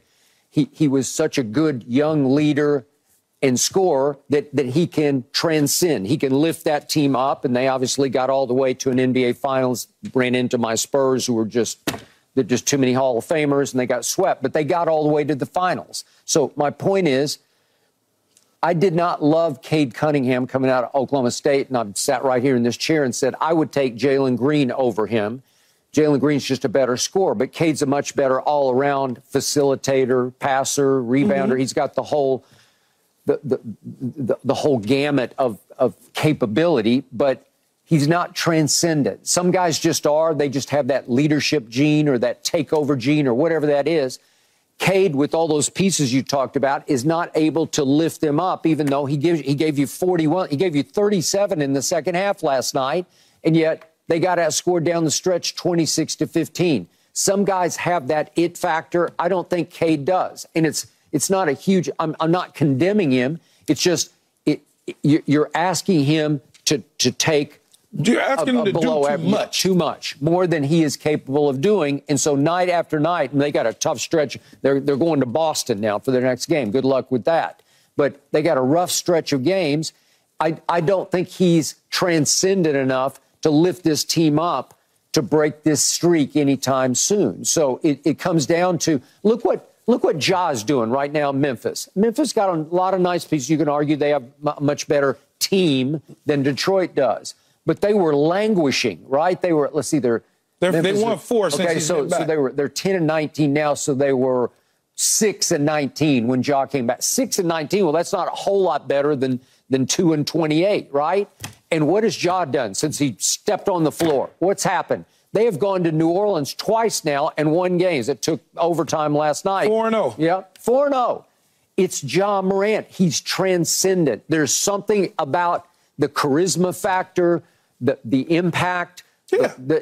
There's something different when we compare Ja Morant to what Cade Cunningham is not able to do. But that's what a lot of, when we're going to dive into the Lamar Jackson effect. But that's what it is. Certain players that is have that. That is correct. And Ja has it. When he walks into the building stops. When he enters into the restaurant, everybody looks. I mean, certain people, Michael Jordan, there's just certain people that just have that. And when guys go high in drafts, it's not always about just their skill set.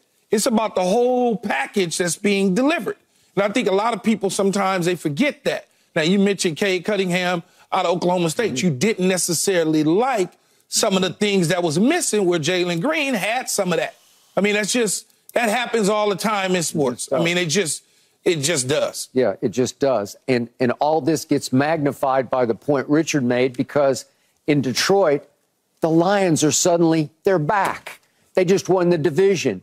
And listen. Fighting for home field advantage throughout. And just up the road in Ann Arbor, Jim Harbaugh's team is the #1 seed in the college football playoffs. I think they're really good. I think they got a great shot of winning it all. A lot of people like Alabama over Michigan. But the point is. Like Alabama. Do you? Okay, I like Michigan. St. Nick, man. But the point is, it's happening in football in the Detroit area right now, and it ain't happening in basketball. And I was there at all those finals with all those bad boy Pistons teams, and you want to talk about a great basketball city? Whew.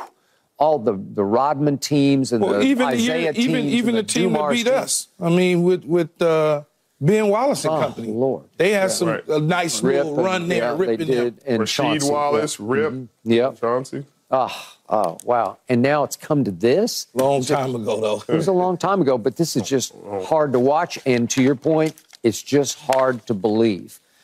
Okay, up next, why the eye test should tell you Lamar Jackson is the NFL's best player, though Richard... Well, not according to somebody on this show, but I ain't going to, just going to let him keep talking. Yeah. No mercy, no mercy, no mercy. Charles McDonald, who analyzes the NFL for Yahoo Sports, wrote this about why Lamar Jackson is leading the MVP race, and I quote, "The game on Monday night showed that Jackson and Purdy are not the same caliber of player, even though Purdy's stats this year are otherworldly. Jackson is the singular force that's allowed the Ravens to become one of the best offenses in the league. He operates on a plane that few quarterbacks do, which is why he's on track to get the second MVP award of his career." So, Richard, you fought yesterday for your case that Brock Purdy should still be the MVP leader because of his stats, 29 touchdowns to 11 interceptions. And they're still so much better than Lamar's, 19-7. I'm going to guess that your answer to this will be no, but does Charles McDonald's column at all change your mind? Well, first off, that wasn't my point at all yesterday. I said that Brock Purdy lost his MVP case by throwing 4 interceptions in December in a game. So we'll start there. Right. I think Christian McCaffrey and Tyreek Hill have a great case right now. Right. Again, we're talking about a running back in Christian McCaffrey with 21 touchdowns total, potentially having the same amount of touchdowns as a quarterback MVP with 24. I just don't see that. People say, oh, my God, you're biased. He's passing the eye test. Do you see their record? Do you see how they're winning games? I saw a team whose defense caused 5 turnovers.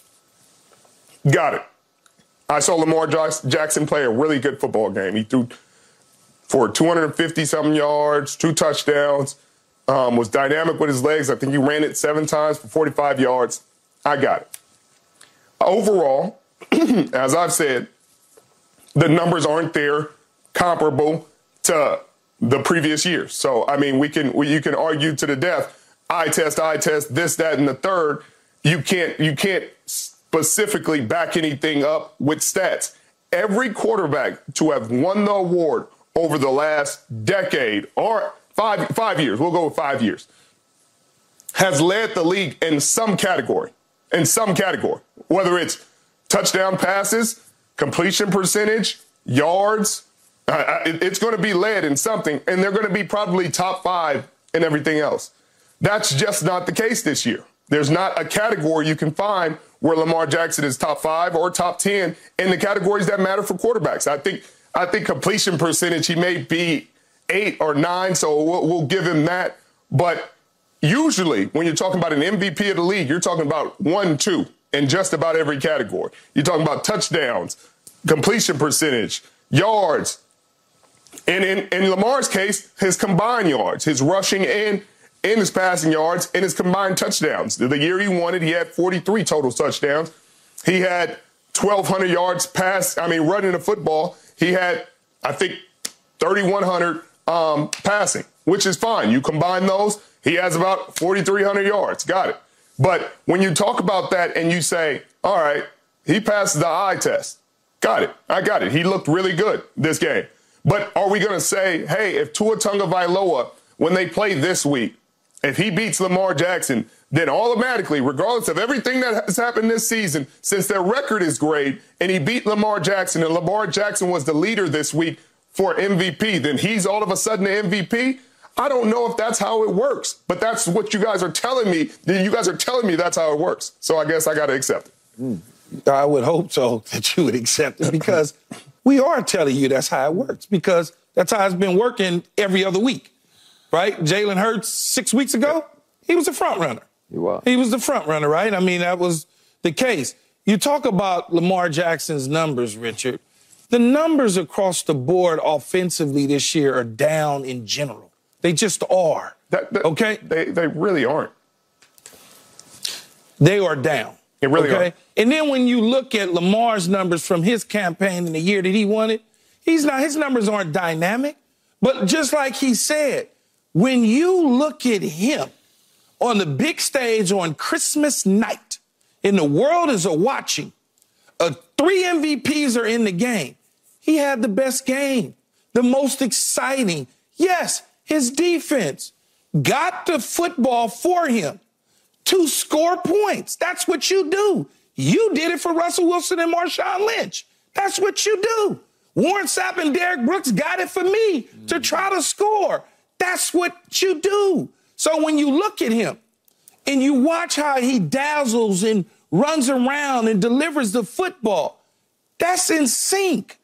That is not Brock Purdy right now. Brock Purdy threw 4 interceptions. That is drive killers. That is drive killers. That will lose you a game. Now you speak to Tyreek Hill and you speak to Christian McCaffrey. Yes, they deserve an opportunity to win, almost called the Heisman, the MVP, because I feel like we have these type of conversations about the Heisman. To win the MVP, there's no question about it. But this award, and let's be real here, this MVP award is about the best quarterback with decent numbers or great numbers on the best team. That is what happens. It's been that way. Is it right? It has never been that way. It's literally never been that way. So that's the dumb Aaron Rodgers part won of the this MVP conversation. with the best record in the most touchdowns. What are you talking about? Exactly, the most touchdowns. Make my point, Keyshawn, because your point is non-existent. The numbers have to be there. So you just said the numbers. The quarterback with okay numbers. I let you go, Richard. Let me finish. I said 0 words as you tried to communicate to me and Skip. Now, give me the courtesy, brother, and let me finish. Okay. Okay? I got you. So when you look at it, you say, Aaron Rodgers, whatever, 50 touchdowns, 5,000 yards, his team was winning. When you match and you put all that together, the numbers are going to support, plus the winning is going to support. Same thing with Lamar. At the end of the day, whether you combine his running and his passing and you put it together, he will have numbers when the 17th game is over, along with winning. That's what we are projecting. We are projecting these things. So when you look at all of the MVPs, whether it's Peyton Manning, whether it's Tommy, any of them, at quarterbacks, and they were winning. Derrick Henry didn't get it the year that he probably should have gotten it, okay? But Adrian Peterson got it because he was 2,000 yards back, and they were winning. That's what happens. They're not just giving awards away. They're just not doing that. It's a quarterback-friendly award. We all know that. It's been that way for as long as I can remember. And the numbers are down this year offensively across the board. Am I right, Skip? You are right. Okay. No, he's not right. You're giving him credit where he's not due. He's got 24 touchdowns. There's no other quarterback with that few that is in this discussion. Nobody else has that few in this discussion. You literally made my point. Hey, man. When you talked about Aaron Rodgers. Lead the league in categories, you get the award. When you don't lead the league in categories, you don't get the award. But apparently this year it's different because of eye test and things like that. I literally just said it's a different year. The numbers are down. Now, but Tua Tagovailoa. So Tua Tagovailoa beats Lamar this week. He's the MVP because nothing else matters. He's going to jump from his third or fourth spot. Ever heard it might be dumb to you, Richard, but it's not dumb to the people that's voting. We'll see, I guess, because your arguments are devoid of logic. It's okay to be fact. Man, it's okay to be wrong, Richard. Give me facts, Skip. Give me facts, Keyshawn, and I will. What the hell you think I just gave you? Richard, nothing. Let me give you this. Stupid. I owe you an apology because I thought yesterday your case was that Brock Purdy still has 29 touchdown passes, 10 more than Lamar has. So I thought you were still sticking with Brock Purdy. I thought you were still making the case it's traditionally, historically, a quarterback's award to win. And now you're telling me it's Christian McCaffrey or Tyreek, right? I said that yesterday. I didn't hear that. But it's funny when you got selective hearing, Skip. That's right. I didn't hear that. And neither did I. Well, guess what? The beautiful thing about tape is you can go back and look at the tape, and you will both sound ridiculous by saying that. Because I said at the beginning of that argument, I said Brock Purdy has literally lost this award by throwing 4 interceptions in December in a primetime game. That was literally the first thing I said. So when you guys say you didn't hear me, that's called selective hearing. No, it's not. I heard Josh Allen. Maybe I selected to hear that. Because when you said Josh Allen, my mouth dropped. Yeah, your mouth dropped because I said Josh Allen has much better numbers and he is not the MVP. So again, I just heard Josh Allen. It takes you guys have to be active listening.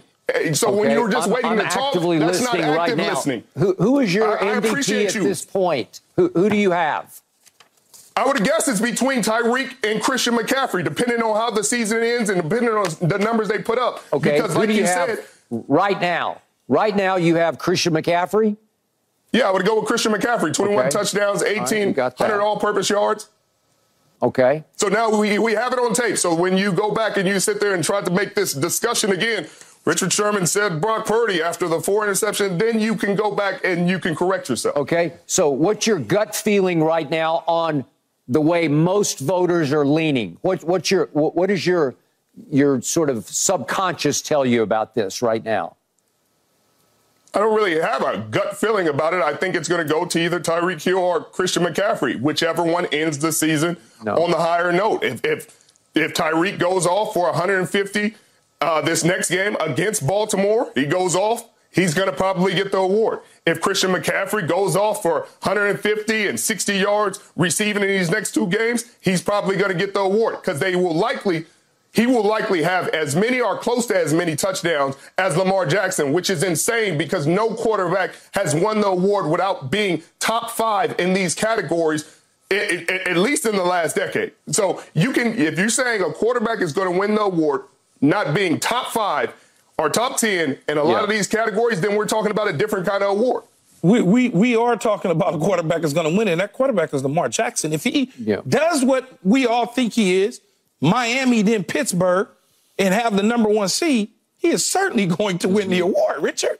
He's going to win it if that happens. And if Tua beats him at Baltimore, and he beats him and he has just a 330-yard night or whatever it is. Against that defense in their home, and they get into the number 1 spot, and I don't know who Miami plays the next week, but he will probably most likely win the award. Miami plays Buffalo. Buffalo, yeah. Then it comes down to those 2 at the end of the season, whether it's Josh Allen gets back in the mix if he runs the table and they go and they beat Miami, then he may have an opportunity to win the award. But right now, today, as I sit in this seat, it's going to Lamar Jackson. You can mark that down. I guess the history of the award and how they picked the award for the history of time matters not this year, because apparently this year they're going to throw out all conventional rules in ways that they've discussed the MVP conversation, that they've based the MVP conversation, and they're just going to say, well, whoever wins at the end and whoever has the 1 seed at the end, who's playing quarterback for him? That's who we're giving up. So just throw away those numbers. Man, the numbers are down across the board for offenses. Throw away the numbers, throw away the logic. Let's just look at the game and say, that guy won this one. Let's give it to him, I guess. I just can't, Skip. I don't even know. I can't. Okay. Because I'm waiting. I just feel like I'm wasting a conversation. 100%, because you don't have any facts. Neither one of you. You got opinions about? Richard, did you watch the game? I watched the game. I watched him throw for 250 and 2 touchdowns. I watched him throw for 250 and 2 touchdowns. I watched 5 interceptions by a defense. I watched Kyle Hamilton get 2 interceptions. I watched him get 4 sacks in the game. I did not see Lamar Jackson get 5 interceptions, 4 sacks in the game. So I apologize, Skip. Maybe I missed him on the defensive side of the ball. Let me ask you a football question, because I already know the answer to it, but I'm going to ask you just because I want to ask you. Have you ever gotten an interception and your offense got the ball back and they went and scored? Have you ever in your Hall of Fame career ever done that? I'm sure. Okay. That's the dang on point, is to get the ball to the offense, Richard. Right. So you get the ball to the offense, and that tells me that the quarterback's and then the offense capitalizes and tries to score. They may not score every single time, but they scored 7 straight possessions, dog. And if he threw for 300 and threw for 4 touchdowns and ran 1 in, then I would hear what you're saying, Keyshawn. That's not what you're saying. But you can't, because you have being caught up on numbers, man, and look at the football game. Stop worrying about the numbers. That's what this award has been based on in the history of the award. So excuse me for basing it off of what it's been based on. Are you still not listening and understanding? Why would I listen to you? You are presenting nothing. This year, the offenses are down. What are you talking about? Last year when Patrick Mahomes won it, the year before that when Aaron Rodgers won it, the year before that when Aaron Rodgers won it, the year before that when Lamar won it, it was just a very specific way they used to determine who won the award. You're too damn smart for your own good, man. I'd rather be smart than dumb. You too smart for your own good because you're not listening. I'd rather be smart than dumb. You got to listen. What am I listening to? The numbers are down across the board on offenses. I'm waiting for a point. Okay, so you're telling me a quarterback with 24 please. Lamar Jackson has rushed for 230 more yards than any other quarterback. Justin Fields, name him, 230 more yards. Okay, and he's 500, 600 yards passing behind the quarterback that's leading the league, Skip. Make it make sense. You're not making a point that's relevant. That's his style. Running the football is going to outrush quarterbacks that don't run the football. I got it, Skip. Like, what does this have to do with touchdowns? When I tell you that every quarterback in the past 5 years has led the league in passing touchdowns. Okay. Richard. And they won an award. And you're telling me a quarterback. He lost Mark Andrews, his #1 target, his security blanket. He's lost, it seems like, 5 running backs. They just keep recycling in other running backs. Now they're down to Melvin Gordon, trying to fit him into their rotation. He just keeps doing it and doing it and doing it at the highest level. He is a transcendent leader and playmaker. And your eyes tell you right now he's the best player. It's a flimsy, nonsensical argument if you're telling me that one loss this week can destroy this whole thing. So you're telling me one loss this week and everything you just said, and one loss changes your whole mind. That means it's not real, Skip. This is a beautiful NFL season because for the first time in 30 years, we had teams with these great records meeting on Christmas night. And now we get to validate it again with another big punctuation mark because we have another game of the year. We have Miami that just beat Dallas with a last-second drive by Tua and a walk-off field goal. We get to see them go to Baltimore, and let's see what happens between Tua and Lamar. It's beautiful. And Sherm, this award this year is going to go to a quarterback all the way to the wire. Whichever quarterback doesn't fumble it away in the end, because one of them going to fumble it away. Whether it's Lamar, whether it's Tua, whether it's Purdy, we saw Dak Prescott fumble it away. We saw Jalen Hurts fumble it. Somebody's going to fumble it away. Whoever doesn't fumble it away is going to win the award, dog. Yep. Come on now, man. Let's go. That's not the way the award has been awarded, but I guess this year we should just throw out everything, all conventional knowledge. We got to talk about another quarterback, that other guy who played on Monday night. He should have. Did Brock Purdy's fatal flaws get exposed on Monday night? We'll debate that next. No mercy, no mercy, no mercy. Fall back down. Once again, your turn, hashtag Undisputed Live. Here we go. First tweet from Robert Merrill. Speaking of big wide receivers, Cowboys don't want to see this man, Keyshawn, LOL. You remember that? It took all of them to bring me down. They took the whole team. Look at it. There's about 5 dudes around me. Interesting. Did you score? I probably got to the goal. I don't know if is that the goal line? I don't know if it is or not. No. All right. Next up from Darius, Skip agreeing with Richard and Keyshawn after finally realizing the Cowgirls just aren't the team everyone thought they were. I'm with you. What do you think? Is that a Real Housewife on Bravo? It looks like it, right, Richard? Well, I'm not sure. Yeah, like one of them shows. That's right. And finally from definitely Frank. Reality. Yeah, definitely. This is Frank who says, Skip gives up on Dak. That's my quarterback.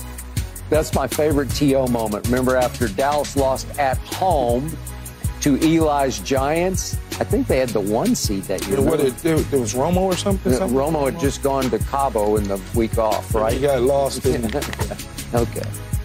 All right. So the questions remain about Brock Purdy's 4-interception game in that home loss to the Ravens on Christmas night. Were flaws exposed? Was Monday night significant or just another night and irrelevant? Richard, please, you first. Well, I don't think many flaws were exposed, but I also don't think it was irrelevant. I mean, you can't throw 4 interceptions in a game and it be irrelevant. Do I think that this was a case of a quarterback making bad decisions or being inaccurate with his throws or just not processing the way he has all season? I don't think so. I think this is one of those situations where it's unfortunate plays. Great play by the defense to tip the ball up in a second interception. The first interception, bad decision. You got to see Kyle Hamilton there, that he didn't go with George Kittle. He didn't fill that route, and you can't throw that pass. So that's a mistake, no question. He played. That was a bad play. But the rest of these, you sit there and say, well, either the ball got tipped up and he got intercepted. Great play by defense. That play right there, it's hitting. You're giving your receiver a chance. It pops up, interception.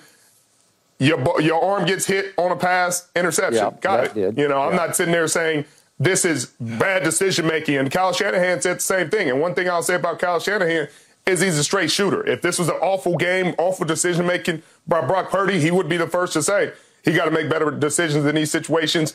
We can't have those plays. We can't win with him making those decisions. Kyle said the same thing I'm saying. Unfortunate plays led to these interceptions, but give Baltimore's defense credit. They made the plays. So these aren't just fluky, oh, man, Brock Purdy they didn't luck into it. They made the plays. They forced these turnovers. They put pressure in his face. They got their hands up. So they deserve credit for the mistakes that were made and the turnovers that were made. But it doesn't take away what Brock Purdy is and make me feel like, oh, man, they're going to struggle going forward because these weren't bad decisions that he was making. Okay, so your initial question, Skip, was, is it significant or it's just irrelevant? Just another night next. Yeah. I'm going to say it was significant. I'm not going to minimize it because when I look at the NFC and I look at what San Francisco is and what happened to them and when it happened to them and the teams that they could potentially face, the Dallas Cowboys, for instance. I'll just give you that little bit of a smile on your face. I'll take that. Richard Sherman mentioned pressure. Micah Parsons is one of the top 5 guys in getting pressure. He may not be getting to the quarterback and bringing him down, but he's applying pressure along with his classmate in Lawrence on the other side. They apply pressure. What did the Clownies of the world do the other night? They applied pressure. They rattled the cage, so to speak. Yep. I understand if Kittle was supposed to run a corner route, he didn't get there, but Brock Purdy threw the football. He got rid of the ball in a bad situation. Yes, Kyle Hamilton may be stretched to the back pylon. If Kittle truly was supposed to run a corner route, Deebo Samuel's wide open for the touchdown. But if you play in a quarterback position, you are scanning the field. You know, oh, that's not bam. And you going to let it go somewhere else and get off of it, anticipating the throw. So now you say, well, what is Brock Purdy?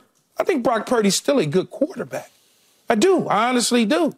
This happens to everybody at some point in time in their career. They're going to run into a roadkill. And this just happened to be on our eyes on Christmas.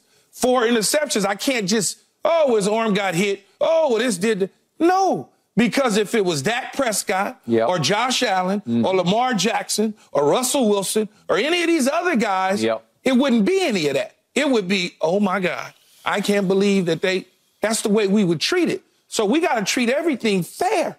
On top of that, when you look at Brock Purdy's numbers from a trailing standpoint, Skip, when you're trailing, Brock Purdy, when he's trailing in a game, 5 touchdowns, 7 interceptions, 63% completion percentage, passer rating at 82, down double-digit deficits at any point in the game, 2 touchdowns to 8, 65%, passer rating 68. 0-3. Now I look at Kyle Shanahan, and I've been knowing since he was a puppy. Okay? The man is 0-38 when trailing by at least 8 points in the fourth quarter since 2017. And you mean to tell me that's nothing to worry about? If somebody gets up on them and holds the lead in the fourth quarter? Oh, my God. So you better tell the Dallas Cowboys they better try to get up and hold that lead in the fourth quarter. That's what you better try to tell them. Easier said than done. That's why they've been the NFC Championship 3 of the last 4 years. I get it. Because I get of it. this stat. I get it. I get it. But I just gave you the numbers, though, Richard. Yeah. You say you want numbers and facts. 0-38. 0-38. And they've been to 3 of the past 4 NFC championships. That's just the facts. Okay. So, Richard, allow me to say Brock Purdy is a really, really good quarterback. But he's not what a lot of people think that he is. Cam Newton, a week or so ago, said he's a game manager. He's the opposite to me of a game manager. We've heard people say system quarterback, and Keyshawn says, well, they're all system. Everybody's playing within the system in which they're dropped, right? Okay. But the point is about Brock Purdy, and I watched him for 4 years at Iowa State. He does have some Brett Favre in him, but he has the capability to pull off a lot of Favrean throws. And he's been doing that regularly, consistently for these 49ers.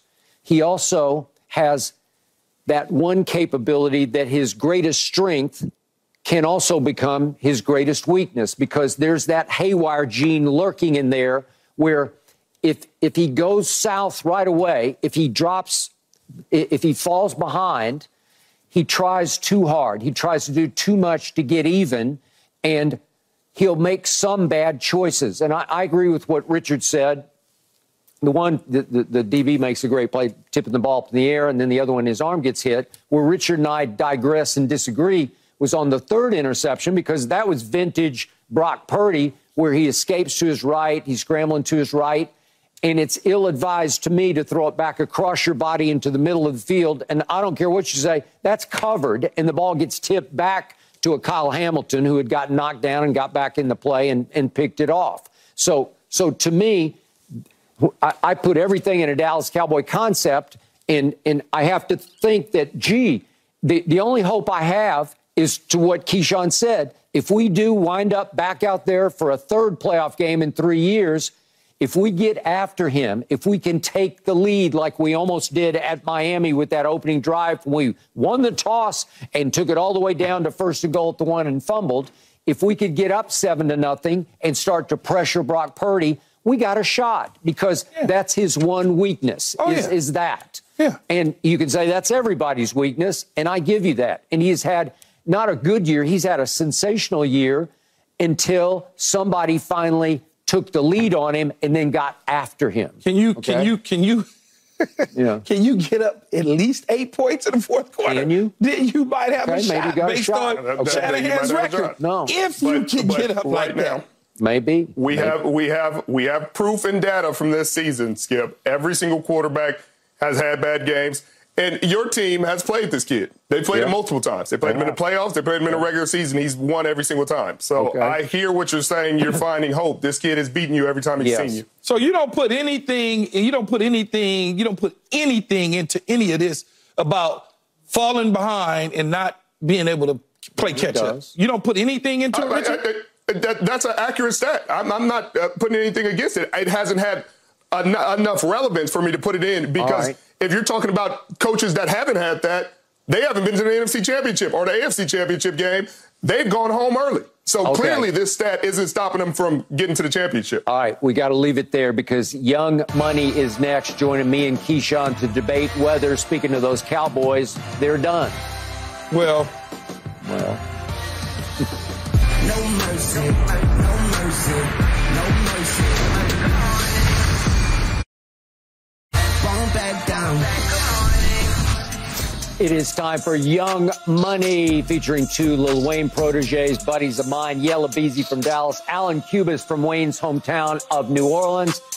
Allan, your Saints and Keyshawn's Saints are almost done. Will be done Sunday at Tampa Bay. But please answer me this, Allan. Are the Cowboys done, as in will they lose their first-round playoff game, almost certainly on the road, probably at Tampa? Your thoughts? I actually predict that the Cowboys are going to finish strong here. I think the Cowboys are going to win these next 2 games. And I think that the Cowboys potentially go on the road, unless miraculously by some chance we get in. But if it's the Bucs, what it looks like it's going to be, I think the Cowboys could actually go on the road and beat the Bucks. I also predict Yella coming with his best energy. I predict Skip reviving all of his buried jerseys back from the dead. The infamous "How about them Cowboys?" Yeah. I see all of America getting reeled back in. Really? And right on schedule, I see the Cowboys losing in the divisional game because we know good and well they don't play in conference championships. It's something we ain't seen since the mid-'90s. So that is correct. I actually see them in typical Cowboy fashion, getting people back on board. I think they're going to win this next game. I think they could go on the road and beat Tampa. So if the aspiration is Super Bowl, which you would think it should be for America's team, yep. then yeah, I do see their chances as being done. You know, I think that it's Jerry Jones is saying all the right things. Dak's playing better than he's ever seen. The team is as healthy as it's ever been, even though that's debatable. I mean, they're not healthy at corner, left tackle. You can make those arguments, but they have the talent. I don't think that's debatable. They got talent on both sides of the ball. It's just the intangibles, the big plays, the half a yard, the fumbling on the goal line. It's always something. This is what separates the good, the great. They're going to have to go on a roll 3 consecutive times. I don't see it happening. I see them at most. Get him, Yella. Yeah, of course. I agree with him. I feel like we got a very good chance of beating Tampa Bay. We can't let ourselves get into ourselves. Self-wounds. Like, hey, that's what's been beating us. Key, you can shake your head all day. That's what's been beating us. We've been beating ourselves. How you say self-inflicted wounds? That's it. That's the only thing that's stopping us. I feel like Tampa, you know, they are too at the end of the day. The only reason why I'm even shaking my head is because you just assume it's going to be Tampa, and you just, rather than say, we need to worry about Detroit, you like, the question say Tampa Bay. I feel like we can get, that's the question. I feel like we can get Detroit. I feel like we can, like, not trying to be funny, I feel like we can get Detroit. Like, you know, I think we got a little tad bit more season. We coming back from a humbling road loss again. I don't feel like we're going to go down and let them come to Jerry World and run us over. I don't feel like that's going to happen. I feel like we can get our league back starting with Detroit, ended off with Washington, and then I feel like if we got to play Tampa Bay, we can get there. Keyshawn, are you saying we're going to win the division then? We should focus on catching Philadelphia? No, what I'm saying is I want my young brother in Yella, so I don't have to FaceTime him right when the field goal for the Miami game is going up. You really did that. Over my shoulder, I had the TV right here, and I just, bam, I wanted him to see it going up and in. Because he tried to poke fun of me when the Saints lost to the Rams. So in the end, what I said to you earlier, Skip, and what I'll tell him right now is Detroit is important because they're going to try to run the football. Well, they ain't going to try. That's what they're going to do. Now, whether it's positive or negative, that you can turn it into a negative if your defense come to stop the run, something that you guys haven't been able to basically do against teams that have committed to the run this year against you. You've allowed them to focus in on those things before you even get to Tampa Bay. But y'all want to jump right over it, and this is why I have a problem with Cowboy fans. You want to leapfrog everything to the Tampa Bay Bucks. Saying we're stuck in the 5, right? We're going to be the 5th but just because you're stuck in the 5th position doesn't mean that you don't have things to improve on. And this is a perfect opportunity for you to prove on that is against Detroit. And you'll say it proved nothing. I feel like we can get Detroit, though. But even if you see how they schemed it up, like when Micah off the ball, he can run sideline to sideline. As long as they play him off the ball, at least I say at least first 1 or 2 plays when they try to run, I feel like we can stop them. Do you know what y'all gave up in Buffalo, man? Yeah, but he was playing on the ball the whole game. How he's playing when he's off the ball, it affects the whole defense. Doesn't matter. Because he's able to ball hawk. He's able to look at what's coming from the backfield. He's able to look at the quarterback, see if he can do any type of RPO. When he's been playing off the ball, that defense has been changed. But it ain't 266 yards against Micah. It's 266 yards against your defense. It's 222 against your defense. But I'm saying he was playing on the line. If you put that man off the line, off the ball, don't listen to me. He can change. Don't listen to me. I think that this Lions game is going to be tough, but playing the Buccaneers is a better matchup for them. You know, as hot as Baker Mayfield's been, he's also a gunslinger. He's prone to turn the ball over at times. I think if the Cowboys could pin their ears back, they got a good shot in that game, but that's it. Yeah, but I want to, but at the same time, down the line either. But see, at the same time, I focus in on portable things. And teams are portable in the NFC. Detroit can run the football. They're portable. The Philadelphia Eagles, when they commit to running the football via quarterback or running back, they can run the football. The San Francisco 49ers and Christian McCaffrey can run the football. So when you're committed to the conference championship. But when you committed to doing that, you can make hay. You can move around. If your defense can't practice against Detroit's run and stop it, you in trouble, Skip. Keyshawn, at home, I mean, would you believe? You mentioned Philadelphia, but you seen what we did to Philly stop the run when they came to our house. Detroit, but you ain't gonna be at home. Well, against Detroit, you ain't gonna be at home against nobody. Okay. Tampa, in the playoffs. We can get Tampa. If we get Tampa first, we can get Tampa. And I know that's your team. I know you act like you ain't played for a season, but I understand you got your ring with Tampa. I don't care about teams in the National Football League. I care about the USC sorry-ass Trojans. That's it. They're playing today. I was the biggest Keyshawn fan over there. I got to stop you guys. Be an early exit, Yella. I got to stop you. Great job as always. Look forward to talking to you next week when the Cowboys are back in the saddle. Up next, will Ja lead the Grizz to the playoffs? He beat Tampa this week too, Yella. Come on, man. Stop it. Stop it. Let me see how I take. Let me see how I take. I ain't taking no breaks. I ain't taking no breaks. Back down. Ja Morant yesterday was named NBA Western Conference Player of the Week. Last night he led the Grizzlies to their 4th straight win since his return, of course, from his 25-game suspension. Now, 2 of those wins were at New Orleans. Memphis is now 10-19. So does Ja lead this team to the playoffs? Richard, you first. I mean, Skip, the way they play with Ja Morant, there's definitely a chance. You know, like we were talking about earlier, he's one of those guys that elevates everybody around him. If nothing else, they'll get a shot at the play-in, and I don't see a team, that can deal with him in a play-in situation. I count the play-in as the playoffs, believe it or not. So, yeah, he will. They're 4.5 games back of the 10th spot of the Golden State Warriors. So, yeah, I'm going to say yeah. Okay. I mean, think about what he's been able to do so far since he's come back. That team is night and day different looking with Ja on the floor because they got their man back, their igniter back, their playmaker back.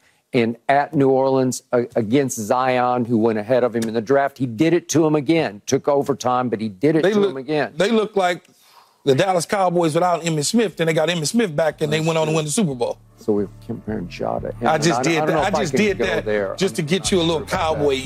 Yeah, but I don't think he quite belongs in this thing there. But that's it for today's Undisputed. We are back tomorrow at 9:30. Get some ice for that face, Richard. After we just boom, boom, boom, boom, boom, boom, boom.